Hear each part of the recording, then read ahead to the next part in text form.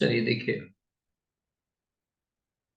Accounts of banking companies, banking companies के accounts. ठीक है, चलिए एग्जैक्टली बैंक क्या है, बैंक है क्या है सब बताइए।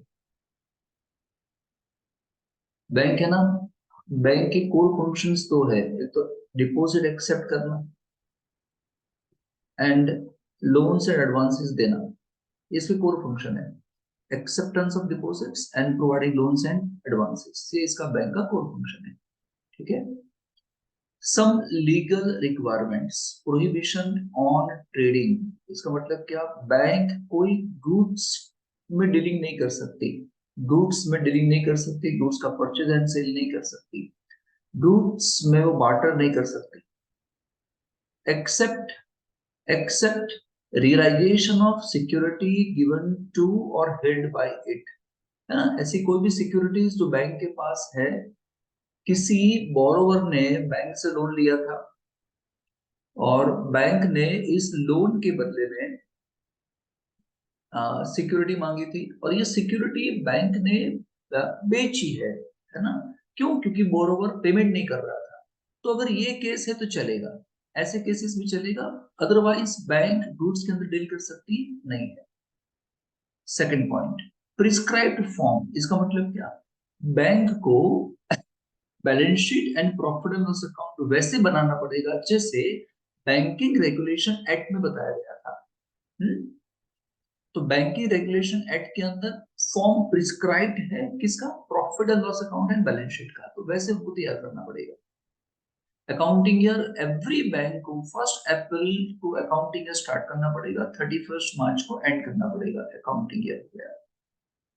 Non banking asset, non banking assets का मतलब क्या लेना है। फॉर एग्जाम्पल, यहाँ पे एक बैंक है, ये बैंक है, ये मिस्टर एस है। मिस्टर एस ने बैंक से बोरोइंग किया था, यानी लोन लिया था, बैंक ने लोन दिया था, मिस्टर एस ने लोन लिया था।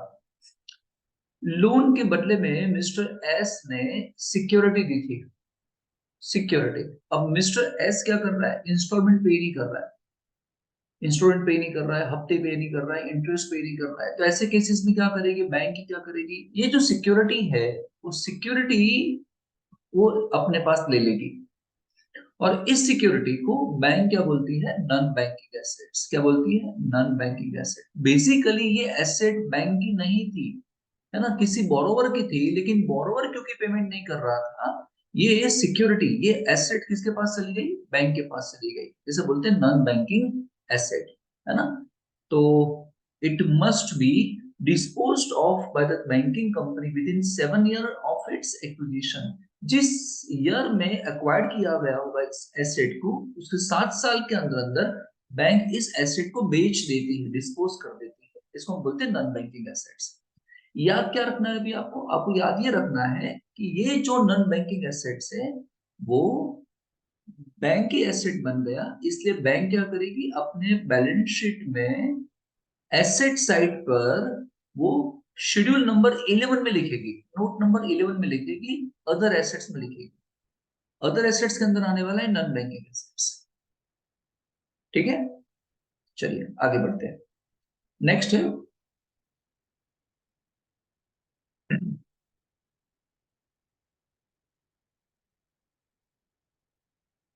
नेक्स्ट है इसके अंदर, okay, transfer to statutory reserve, है ना। तो इसका मतलब क्या हुआ, जितने भी बैंक है सर, इन सभी बैंक को अपने प्रॉफिट का 25% हिस्सा कंपलसरी ट्रांसफर करना पड़ेगा रिजर्व्स के अंदर। कितना, 25%। कौन सा प्रॉफिट होना चाहिए, ये प्रॉफिट होना चाहिए, 25% हिस्सा आपको ट्रांसफर करना है प्रॉफिट का, ये प्रॉफिट का, लेकिन प्रॉफिट कौन सा चाहिए, प्रॉफिट आफ्टर प्रोविजंस, प्रोविजंस के बाद वाला प्रॉफिट, लेकिन बिफोर, है ना, dividend, before distributing any dividend, है ना। तो प्रोविजन के बाद वाला और डिविडेंड से पहले वाला, क्लियर।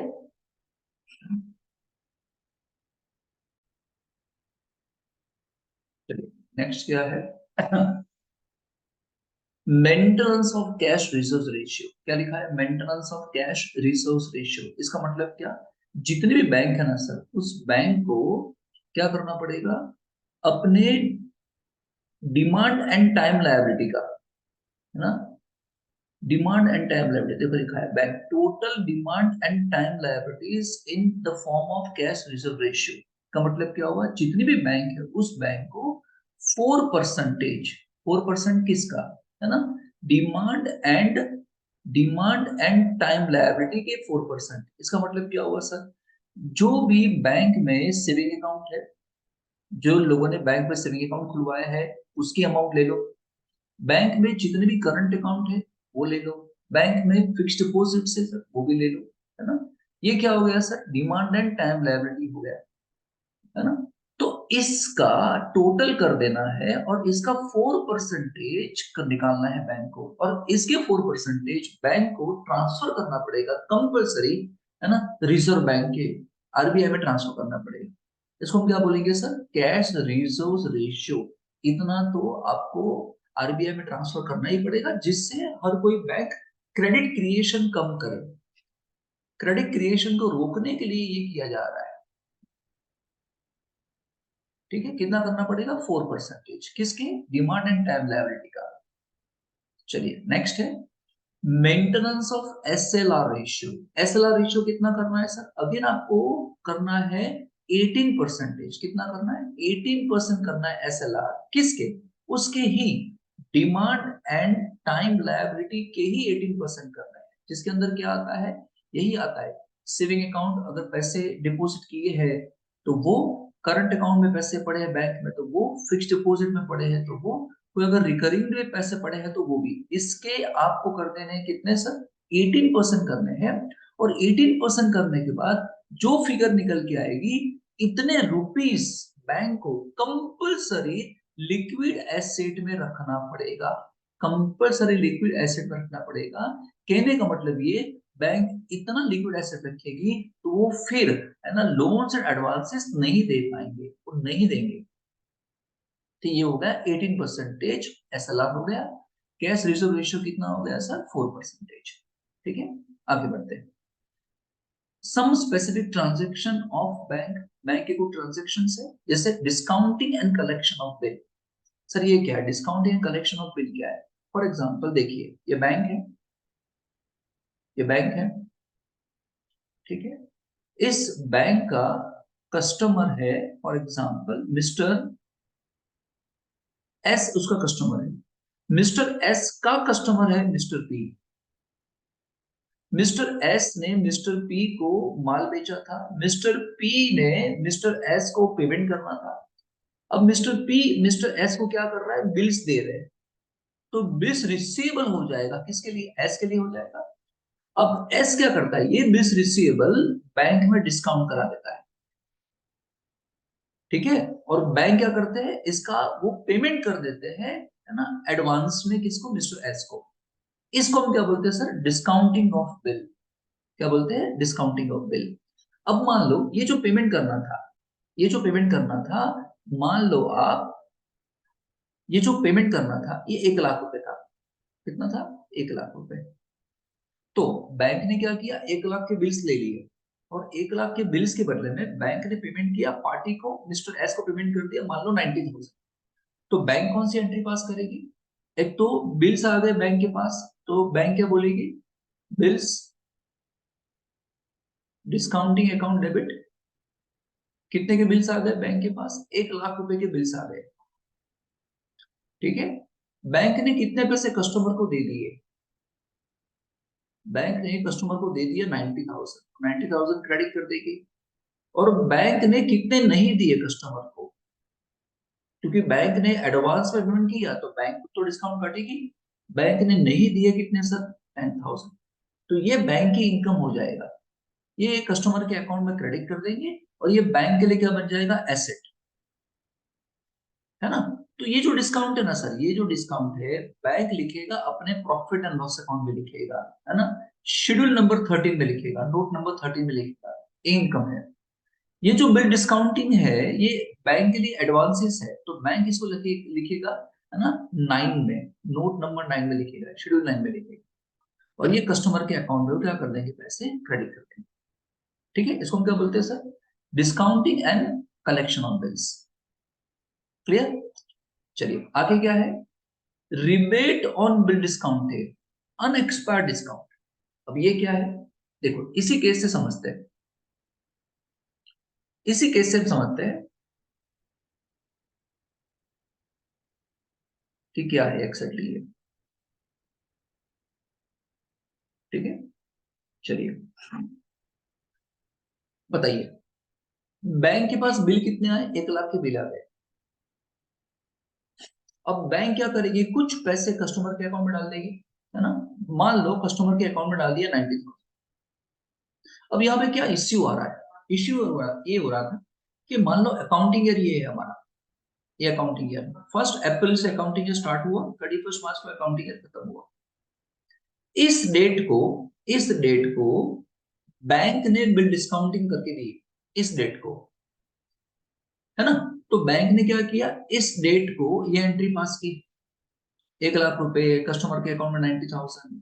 बट ये जो बिल मैच्योर हो रहे थे ना, वो मैच्योर हो रहे थे नेक्स्ट ईयर, इस तारीख को मैच्योर हो रहे थे।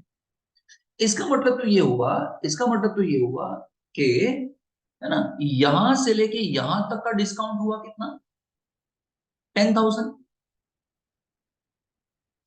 इसका मतलब ये हुआ कि ये जो डिस्काउंट है, ये जो अकाउंटिंग ईयर है, ये वाला अकाउंटिंग ईयर है, इतना ही इस साल, इतना ही इस साल बैंक कहां ट्रांसफर करेगी, बैंक ट्रांसफर करेगी डिस्काउंट अकाउंट में। और ये जो डिस्काउंट है, ये वाला, ये पीरियड का डिस्काउंट है, वो बैंक को अभी एडवांस में मिल रहा है, इस साल में एडवांस में मिल रहा है, जो आने वाले साल का था। तो मान लो, है ना, डिस्काउंट में ट्रांसफर कर दिया बैंक ने, इतने पीरियड का डिस्काउंट हो रहा था, फॉर एग्जाम्पल इतने पीरियड का हो रहा था 5,000, तो बैंक ने ट्रांसफर कर दिया 5,000। और जो इस पीरियड का था, जो एडवांस में मिल रहा था, वो बैंक का ट्रांसफर करेगी रिबेट ऑन बिल डिस्काउंटिंग पे ट्रांसफर कर देगी। कहाँ ट्रांसफर करेगी, रिबेट ऑन बिल डिस्काउंट पे, कितना, 5,000। समझ में? तो ये है rebate on bill discount, it is nothing but the discount received in advance by the bank, received in this year but belongs to the next year. तो ये जो डिस्काउंट है 5,000, वो बैंक के लिए लायबिलिटी बन जाता है। ये क्या बनेगा, बैंक के लिए लायबिलिटी। और इसीलिए बैंक इसे कहां ट्रांसफर करेगा, इसलिए बैंक इसे ट्रांसफर करता है सर, बैंक इसे ट्रांसफर करेगा, बैलेंस शीट में ट्रांसफर करेगा, लायबिलिटी में, है ना, शेड्यूल नंबर 5 में, नोट नंबर 5 में, अदर लायबिलिटीज में ट्रांसफर कर देगा।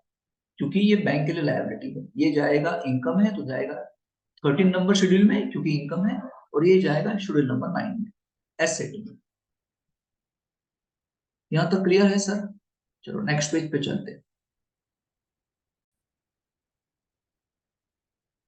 सेकंड पेज पे चलते हैं, ये वही एंट्री जो मैंने आपको बताई अभी, आप, है ना, वही बताया मैंने करके। फॉर एग्जांपल बिल कितने के थे, 1 लाख रुपए के बिल थे, कस्टमर को कितने दे दिए, कस्टमर के अकाउंट में क्रेडिट कर दिया आपने 90,000। सो बैंक को फायदा कितना हुआ, बैंक को फायदा होगा 10,000। लेकिन इस 10,000 में से, है ना, 5,000 करंट ईयर के हैं और बाकी 5,000 आने वाले साल के हैं, जो बैंक को अभी मिल रहे हैं। ये बैंक लिखने वाली है 9 में, ये लिखेगी, है ना, कस्टमर के अकाउंट में क्रेडिट कर देगी सर, है ना। ये लिखेगी डिस्काउंट, मतलब ये जाएगा 13 में, ये रिबेट जाएगा 5 में। ठीक है। अब ये जो डिस्काउंट था, जो बैंक को करंट ईयर में मिल गया, आने वाले साल का जो डिस्काउंट मिल गया, वो बैंक अभी एंट्री क्या कर रही है सर, ये एंट्री पास कर रही है, बिल डिस्काउंटिंग टू रिबेट ऐसा कर रही है। ठीक है। और बैंक ट्रांसफर कर रही है कहाँ पे, रिबेट में ट्रांसफर कर रही है। अब ये जो है, जो करंट ईयर के लिए एडवांस वाली इनकम है, जो करंट ईयर के लिए लायबिलिटी है, नेक्स्ट ईयर के लिए क्या बन जाएगा, नेक्स्ट ईयर की तो उसकी रेगुलर इनकम बन जाएगी। तो नेक्स्ट ईयर इस अकाउंट को रिवर्स किया जाएगा, लिखा जाएगा रिबेट और बिल डिस्काउंटिंग 5,000, और उसको डिस्काउंट में, यानी उसको इनकम में ट्रांसफर कर दिया जाएगा, प्रॉफिट एंड लॉस अकाउंट में शेड्यूल नंबर 13 में उसको ट्रांसफर कर दिया जाएगा, 5,000 को ट्रांसफर कर दिया, क्योंकि नेक्स्ट ईयर की रेगुलर इनकम बन जाएगी। ठीक है। नेक्स्ट पॉइंट है acceptance, endorsement and other obligations. अब ये क्या है, फॉर एग्जांपल बैंक है, ठीक है, ये बैंक है सर, ये बैंक है, ये मेरी वाली बैंक है। फॉर एग्जाम्पल इस बैंक का नाम है SBI। ये मैं हूं, मिस्टर एस। ठीक है, और मुझे बैंक चाहिए, मुझे मुझे मुझे फॉर एग्जांपल ICICI इस बैंक से लोन चाहिए। मुझे लोन इस बैंक से चाहिए, मुझे लोन चाहिए इस बैंक से। फॉर एग्जांपल मान लो 50 lakhs की लोन चाहिए सर। कौन से बैंक से? ICICI। अब ICICI बैंक क्या बोल रही है, आपको लोन दे देंगे सर, लेकिन आपको हमको गारंटी प्रोवाइड करनी पड़ेगी। मैंने कहा ठीक है। तो मैं कहाँ गया, मैं अपनी बैंक में गया, मैं SBI में गया, और SBI को क्या बोला कि आप इस बैंक को गारंटी दे दो, जिससे ये बैंक मुझे कितने दे दे, 50 लाख रुपए। ठीक है, तो इस पूरे प्रोसेस को हम क्या बोलते हैं सर, है ना, एक्सेप्टेंस, एंडोर्समेंट एंड ऑब्लिगेशंस। इसमें SBI को क्या फायदा होने वाला है, SBI जो मुझे गारंटी दे रही है, तो SBI क्या चार्ज करेगी, मुझसे कमीशन चार्ज करेगी, है ना, गारंटी देने का। आया समझ में? ये जो ICICI बैंक है उसके लिए तो एडवांसेस हो जाएगा। ये तो एडवांस दे रही है, तो ये तो अपने नाम में लिखेगी, उसके लिए एडवांसेस था। जो बैंक गारंटी दे रही है उसके लिए कमीशन की इनकम हो जाएगी, जो मुझसे लेगा, एस से कमीशन लेगा, उसके लिए कमीशन की इनकम हो जाएगी। तो ये बैंक, है ना, 14 में लिखेगा, अदर इनकम में लिखेगा कमीशन की इनकम। ठीक है, अब सर क्या होगा, मान लो मिस्टर एस ने ICICI बैंक को पेमेंट नहीं किया, तो ऐसे केसेस में पेमेंट करना पड़ेगा, है ना, SBI बैंक को पेमेंट करना पड़ेगा। इसका मतलब ये हुआ कि जो SBI बैंक है ना, SBI बैंक जब अपनी बैलेंस शीट बनाएगी, जो अपनी बैलेंस शीट बनाएगी, तो बैलेंस शीट के नीचे यहाँ पे कंटिंजेंट लायबिलिटी लिखेगी। जितने की गारंटी SBI ने मुझको दी थी ना, वो अमाउंट SBI अपने बैलेंस शीट के नीचे कंटिंजेंट लायबिलिटी में लिखेगी। क्यों? क्योंकि अगर मैंने पेमेंट नहीं किया तो SBI को पेमेंट करना पड़ेगा। और ये जब बैलेंस शीट बन रही है 31 मार्च को, तो एग्जैक्टली मैं पेमेंट करूंगा कि नहीं करूंगा वो पता नहीं है, वो तो फ्यूचर ही डिसाइड करेगा ना। तो जब तक मैं लोन वापस नहीं करता हूं ICICI बैंक को, है ना, तब तक तो SBI को बैलेंस शीट के नीचे कंटिंजेंट लायबिलिटी में लिखना पड़ेगा। क्यों? वो कभी भी बैंक की लायबिलिटी निकल के आ सकता है। ठीक है, चलिए नेक्स्ट है money at a call and short notice. अब ये क्या होता है, फॉर एग्जांपल एक बैंक है और ये दूसरी बैंक है।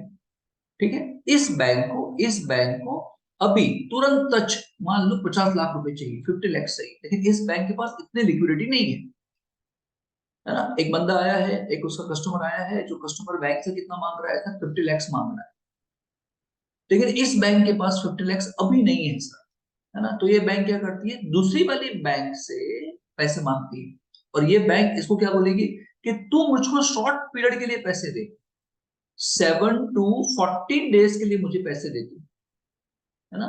तो ये जो बैंक दे रही है, ये जो बैंक पैसे दे रही है, ये वाली बैंक इसको, तो ये वाली बैंक क्या बोलती है, ऐसा बोलती है money at a call and short notice.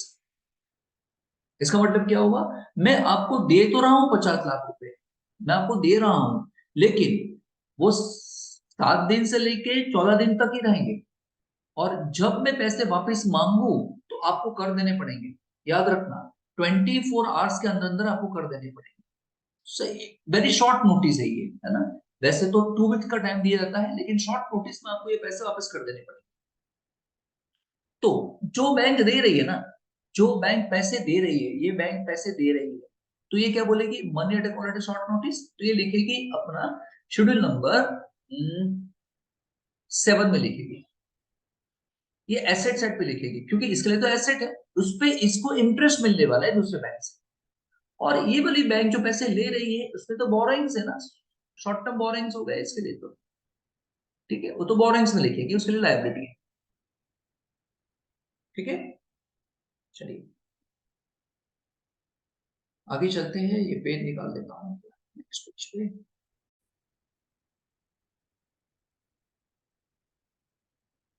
ठीक है, चलिए नेक्स्ट क्या है, loan cash credit and overdraft. Loan, cash credit and overdraft अगर हम बैंक के एंगल से देखें, किसके एंगल से देखें सर? अगर हम बैंक के एंगल से देखें तो ये क्या होगा?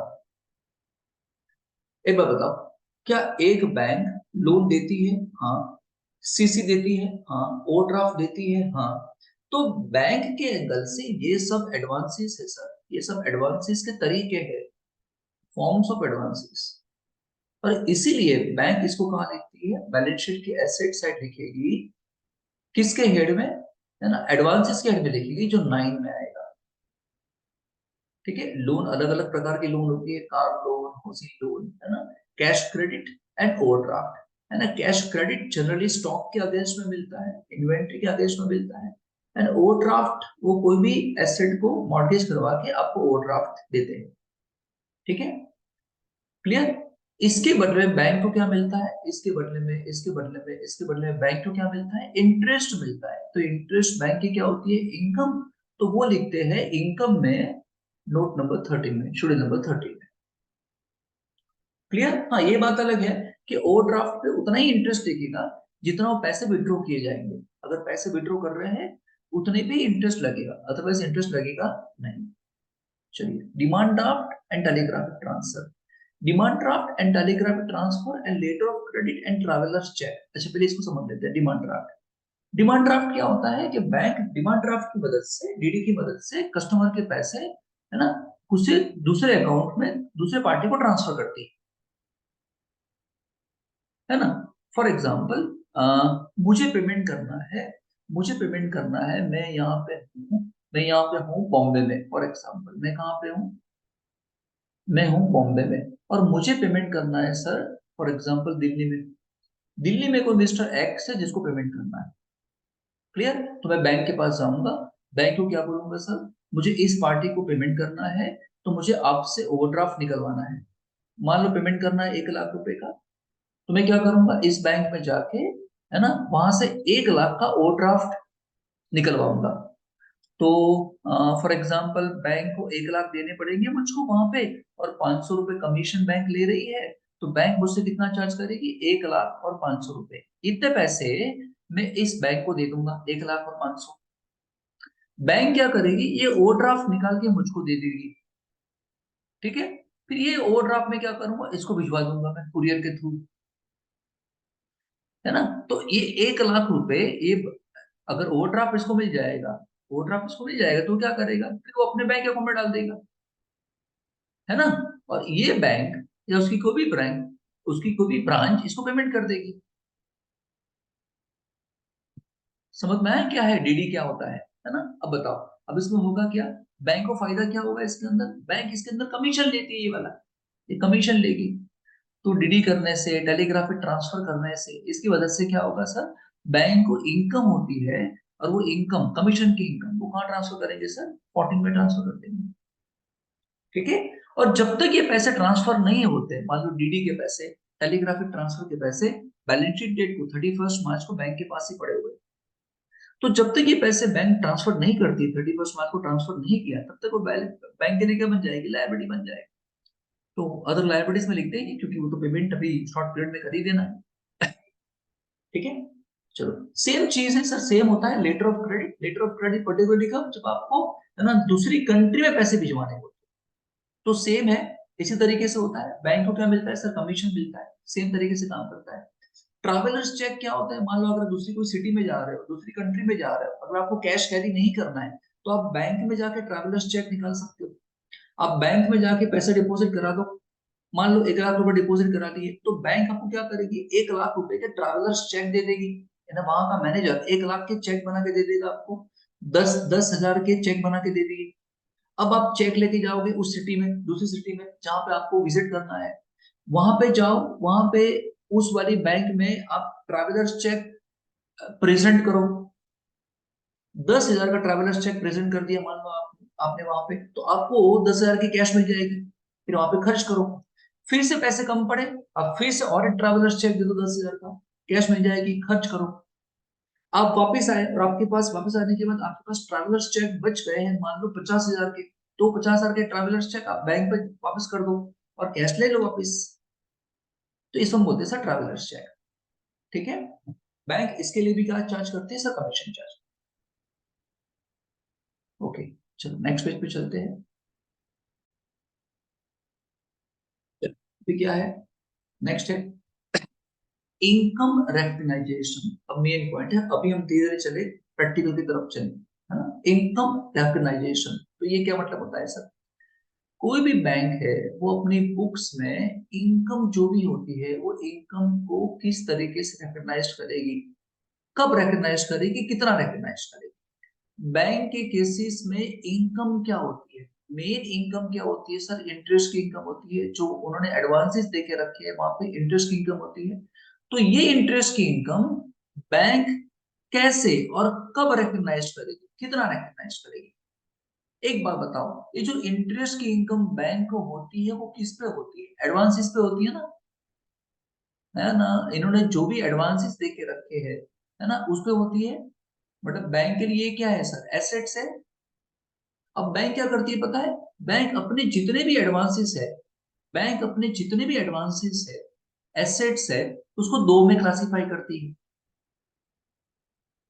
फिर से समझो, इनकम कैसे रिकॉग्नाइज करे वो डिपेंड करता है कि एसेट एडवांसेस कौन से थे। एडवांसेस कौन से थे मतलब एडवांसेस ये वाले एडवांसेस कौन से थे मतलब एडवांसेस परफॉर्मिंग है, यानी आपकी जो एसेट है, आपका जो एडवांसेस है, वो परफॉर्मिंग एसेट्स है कि नॉन परफॉर्मिंग एसेट्स है, उस पर डिपेंड करता है। अगर परफॉर्मिंग एसेट्स होगी, है ना, तो उस पर इनकम अलग तरीके से गिनी जाती है, समझी जाती है, और नॉन परफॉर्मिंग भी अलग तरीके से गिनी और समझी जाती है। मान लो, अच्छा सर ये परफॉर्मिंग क्या होता है? परफॉर्मिंग एसेट्स का मतलब क्या कि बैंक ने जितने भी एडवांसेस दिए हैं, लोन्स दिए हैं, उस पे बैंक को रेगुलरली इंटरेस्ट एंड इंस्टॉलमेंट आ रहा है, रेगुलरली आ रहा है, इसमें क्या बोलेंगे? परफॉर्मिंग। एंड नॉन परफॉर्मिंग का मतलब क्या? जिस पे रेगुलरली नहीं आ रहा है, उसको क्या बोलेंगे? Non performing. उसको डिटेल में आगे देखते हैं इसका मतलब क्या है। उसको हम क्या बोलेंगे? Non performing. तो अब बैंक क्या करती है? बैंक क्या करती है? इनकम कैसे रिकग्नाइज करेगी? इनकम कैसे रिकग्नाइज करेगी? वो इनकम कैसे रिकग्नाइज करेगी? ठीक है, इनकम कैसे रिकग्नाइज करेगी डिपेंड करता है कि परफॉर्मिंग है कि नॉन परफॉर्मिंग। ये समझाया मैंने। मान लो परफॉर्मिंग है, क्या है? परफॉर्मिंग तो सिंपल है। मान लो ये अकाउंटिंग ईयर है, इस अकाउंटिंग ईयर में परफॉर्मिंग एसेट्स पे जितना इंटरेस्ट अर्न होगा ना, अर्न अर्न इतना बैंक रिकग्नाइज कर लेगी अपने बुक्स ऑफ अकाउंट में, भले मिला हो कि ना मिला हो, अर्न के बेसिस पे रिकग्नाइज कर लेगी। क्यों? क्योंकि परफॉर्मिंग एसेट्स ही है यार, है ना। वो लोग जिसको ये एडवांसेस दिए गए हैं वो रेगुलरली पेमेंट कर ही रहे हैं, वो रेगुलरली इंटरेस्ट पे कर ही रहे हैं, तो दे ही देंगे। तो वहां पे अर्न के बेसिस पे इनकम को गिना जाता है। और जो नॉन परफॉर्मिंग है उसमें हम क्या करेंगे? जो अकाउंटिंग ईयर है ना, वो अर्न के बेसिस पे नहीं करेंगे, रिसिप्ट बेसिस पे करेंगे। क्यों? क्योंकि यहां तो रेगुलरली इंटरेस्ट इंस्टॉलमेंट आ ही नहीं रहा है। आप समझ रहे हो मैं क्या कह रहा हूं? देखो फिर से एक बार कहता हूं। देखो, फॉर एग्जाम्पल, देखो ये इनकम है। फॉर एग्जाम्पल बैंक ने दो लोगों को पैसे दिए। बैंक ने पैसे दिए, मिस्टर ए को पैसे दिए 1 लाख रुपए, है ना, 1 लाख रुपए। जहां से इंटरेस्ट आता है फॉर एग्जाम्पल साल का 10,000। मिस्टर बी को पैसे दिए, मान लो सेम अमाउंट है 1 लाख रुपए, वहां से भी इंटरेस्ट कितना आता है? 10,000। लेकिन ये जो मिस्टर ए है ना, मिस्टर ए है, वो रेगुलरली पेमेंट कर रहे हैं। उनका एक भी हफ्ता एक अभी ओवरड्यू नहीं हो रहा है। फर्स्ट तारीख को पेमेंट करना था, फर्स्ट तारीख को पेमेंट आ ही जाता है। तो ऐसे केसेस में बैंक क्या करेगी, है ना, 10,000 ऑन के बेसिस पे रेफर कर लेगी। जो मिस्टर बी है ना, उसका हफ्ता कितना है सर? 10,000 है, पूरे साल का मान लो 10,000 है, और हफ्ता निकल के आता है फॉर एग्जाम्पल, मान लो फॉर एग्जाम्पल 2,000 रुपये हफ्ता निकल के आता है। एक महीने का हफ्ता 2,000 रुपये, साल का कितना होता है? 10,000। इन सबको अभी छोड़ो, आप मेन मेन चीज समझो। अब होता क्या है, क्योंकि ये मिस्टर बी नॉन परफॉर्मिंग है, मतलब वो रेगुलरली पेमेंट नहीं कर रहा है, तो बैंक क्या सोचेगी? कि पूरे साल का हमको मिलना चाहिए 10,000, वो तो हम अर्न करेंगे, लेकिन एक्चुअली मिला कितना हमको मिला है, फॉर एग्जाम्पल 5,000 ही मिला है, तो 5,000 ही लिखेगी, 10,000 लिखेगी नहीं। इस तरीके से बैंक क्या करती है सर, इनकम को रिकॉग्नाइज करती है। समझ में आया? देखो इसके एग्जाम्पल करते पता चले आपको, एग्जाम्पल करने से पता चलेगा कि किस तरीके से उसको होता है। एग्जाम्पल देखिए, ये एग्जाम्पल है ना, क्या लिखा है, find out the income to be recognised by ABC limited for the year 31st March 23 in respect of interest on advances as detail below, as given below. अभी करना क्या है हमको, इनकम टू बी रिकॉग्नाइज्ड, वो किस पर depend करता है सर, है ना, डिपेंड करता है कि परफॉर्मिंग एसेट्स है कि नॉन परफॉर्मिंग एसेट्स है।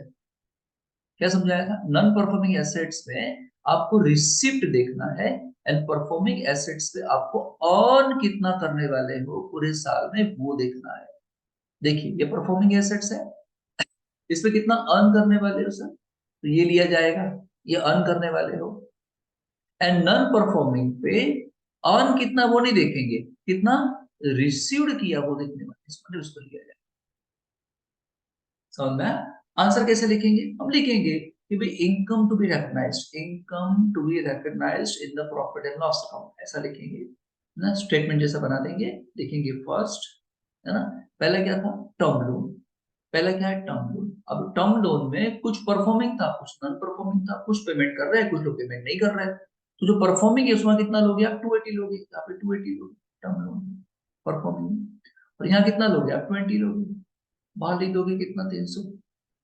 चलो सेकंड, सेकंड क्या था, कैश क्रेडिट एंड ओवरड्राफ्ट, बोलो परफॉर्मिंग जो है उस पर कितना लोगे, 1700,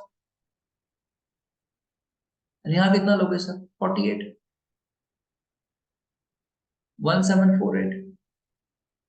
थर्ड क्या था, बिल्स परचेज एंड डिस्काउंटेड, बोलो परफॉर्मिंग में क्या लोगे आप, 400, समझ गए, यहाँ कितना लोगे सर, 400, और यहाँ कितना लोगे, 70, बिल्स परचेज एंड डिस्काउंटेड, ये कितना हो जाएगा, 470, इसका कर देने का सर टोटल, ये जो टोटल आएगा इसको लिखेंगे हम शेड्यूल नंबर 13 में, ये इनकम को लिखा जाएगा। ठीक है, इसमें इसको देखा जाएगा नहीं। चलिए एग्जैक्टली ऐसे एग्जांपल और एक है ना, ये रहा देखो एग्जांपल और एक वाला है, इंटरेस्ट और एडवांसेस कैसे रिकॉग्नाइज करेंगे सर, वो डिपेंड करता है परफॉर्मिंग है कि नॉन परफॉर्मिंग है ना। अगर मान लो परफॉर्मिंग है तो क्या करोगे, परफॉर्मिंग में क्या करोगे, ये लिखो, इसको लिखोगे, और नॉन में क्या करोगे, इसको लिखोगे, बस इन दोनों को क्या कर देना है आपको, टोटल। समझ में आ गया? ठीक है,